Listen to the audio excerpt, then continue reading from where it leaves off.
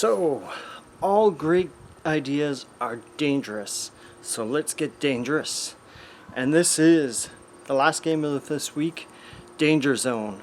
And every single time I think of that, I think of Top Gun and Tom Cruise, but this is totally not what this game is about.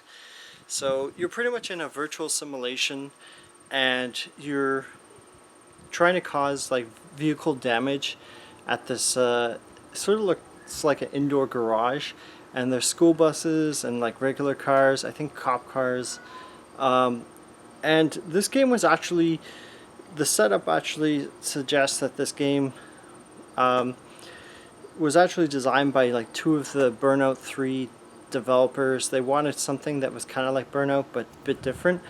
Now you're trying to cause as much damage as possible to the different vehicles in this virtual simulation, and sometimes you're trying to do these, like, I think they're called smash breakers, where you smash 3 cars or you collide with 5 cars.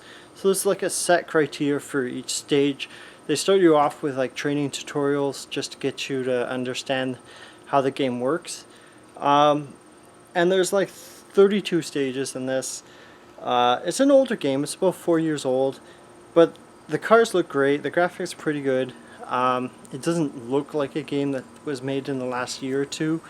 You could tell that like it was a smaller team, but just the biggest con of this game is the atmosphere of this game.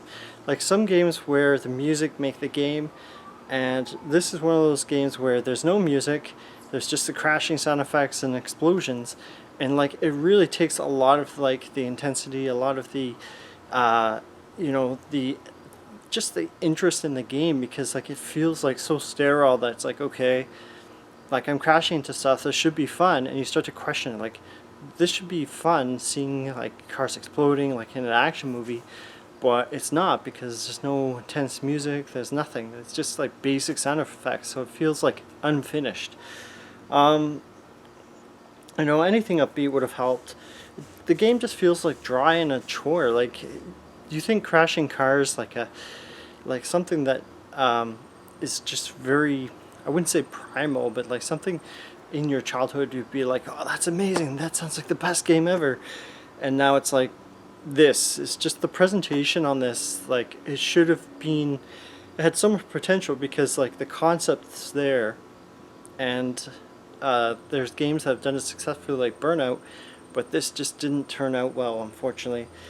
Just the indoor crashes, they just don't seem as thrilling as outdoor crashes, and I was just wondering, like, I couldn't understand, like, to myself, like I was asking myself, like, why is this not as interesting? And it's because you just drive up to the cars and you smash into them. Like, you don't get to like just sort of have that free roaming, like you crash into a few cars like in GTA and keep on going, like that sort of thrill of, I guess, getting away. Like in this game it's just like, oh, you crash into some cars, you're done. It's like, it just feels like very restrained and constrained. So yeah, without being a drive down the road, it feels like very anticlimactic is what I wrote, and it just seems like a really poor design choice. Like they could have fixed that, could have realized that if with a bit more playtesting. And like the price for this game, like considering it's this old, $17.49 seems ridiculously high for like the amount of game you get for this. And it's easily, to me, like a 4 or 5 out of 10. I know it's really low, but I just feel like, right after like 5 minutes of playing this, you'll easily see through all the flaws this game has, which I've mentioned.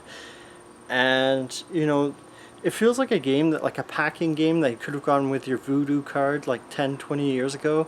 Like, here, have Danger Zone. Oh, Danger Zone, that sounds amazing. And like then you play it, it's like, wow, I can see why it was a packing game. And like, yeah, so even though it was made apparently by former Burnout 3 developers, it's just nowhere near as fun. It doesn't even have the legacy of the Burnout series if it had the name to fall back on, and like it's just going to be forgotten quickly, this game, unfortunately. It's just on Steam and it sounds cool when you find it. It's like, oh, cool, this is like Burnout. I haven't played Burnout in like 10-15 years, and then you realize like, no, it's not like Burnout, it's not as much fun or anything. So pretty much I recommend since it's got such a low score of like 4 or 5, whatever you want, I'd recommend go look for a used copy of Burnout 1 or 3. I heard 3 is the best of the series, and just wait for like the remaster of that if you really have to play something like this, because like this does not compare. Like paying full price $17 or even $10, I feel like it's like a quick $5 game, and even then you might regret it, and you just suffer from burnout from Danger Zone. So keep on gaming. Bye.